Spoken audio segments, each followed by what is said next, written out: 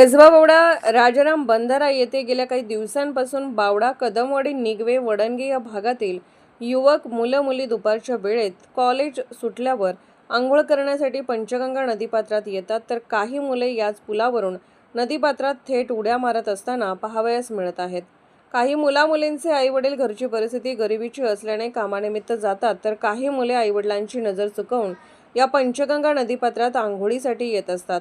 तर या मुलांना नदीपात्रातून बाहेर येण्यास फक्त आणि फक्त पोलीस प्रशासनच पुढे येऊन रोखू शकते. तसेच पोलीस प्रशासनाने राजाराम बंधारा आणि नदीकाठच्या भागात दिवसातून 1-2 वेळा फेरी मारणे गरजेचे आहे. एकतर राजाराम बंधारा अगदी लहान असून याच बंधाऱ्यावरून अवजड वाहनांसह लहान मोठी वाहने ये-जा करत असतात. एकतर राजाराम बंधाऱ्याचे मोठ्या पुलाचे काम काही वर्षापासून बंदच आहे. याच्याकडे स्थानिक आमदार, खासदार यांनी लक्ष घातले पाहिजे असे वाहनधारक प्रवाशातून बोलले जाते.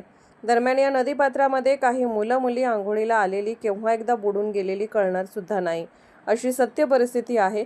याकडे पोलीस प्रशासनाने लक्ष देणे गरजेचे आहे. सतर्क लाईव्ह न्यूजसाठी वडणगे प्रतिनिधी ज्योतिराम घोडके.